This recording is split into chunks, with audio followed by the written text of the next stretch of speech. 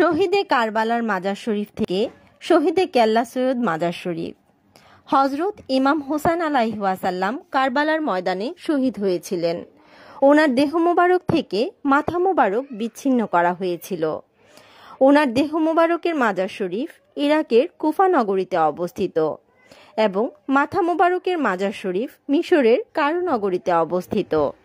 তদ্রুপ বাংলাদেশের সৈয়দ আহমদ গেসুদারাস রাহমাতুল্লাহি আলাইহি প্রকাশ কেল্লা বাবা, তিনি সিলেটের হজরত শাহজালাল রাহমাতুল্লাহি আলাইহি এর সাথে প্রতিনিধি হিসেবে রাজা গৌরগোবিন্দের বিরুদ্ধে যুদ্ধ করেছিলেন।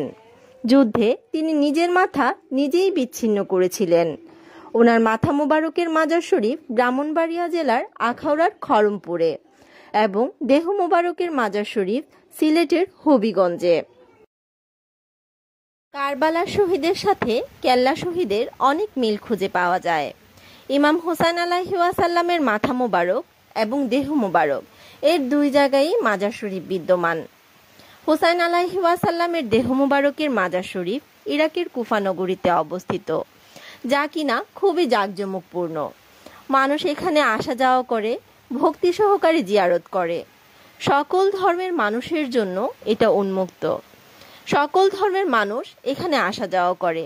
তদ্রুপ শহীদে কেল্লা সৈয়দ রাহমাতুল্লাহি আলাইহির মাথা মোবারকের মাজার শরীফ আখাউড়ার খড়মপুরে অবস্থিত, এটাও খুবই জাঁকজমকপূর্ণ। জাতি, ধর্ম, বর্ণ নির্বিশেষে সকল স্তরের মানুষ এখানে আসে এবং জিয়ারত করে। এটাও সকল স্তরের মানুষের জন্য উন্মুক্ত। আবার হোসেন আলাইহিস সালামের মাথা মোবারকের মাজার শরীফ মিশরের কায়রো নগরীতে অবস্থিত।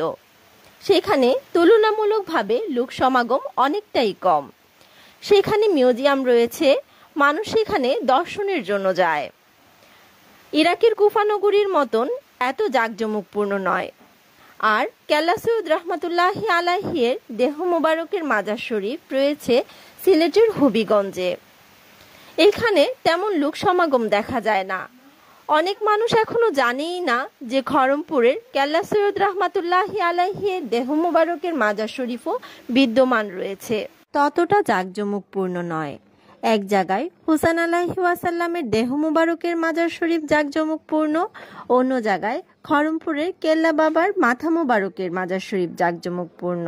অন্যথায় মিশরের কায়রো শহরে হজরত ইমাম হোসেন আলাইহিস সালামের মাথা মোবারকের মাজার শরীফ দর্শনীয় স্থান। এইদিকে খড়মপুরের কেল্লা বাবা রহমতুল্লাহি আলাইহির দেহ মোবারকের মাজার শরীফ সিলেটের হবিগঞ্জে, সেটাও দর্শনীয় স্থান।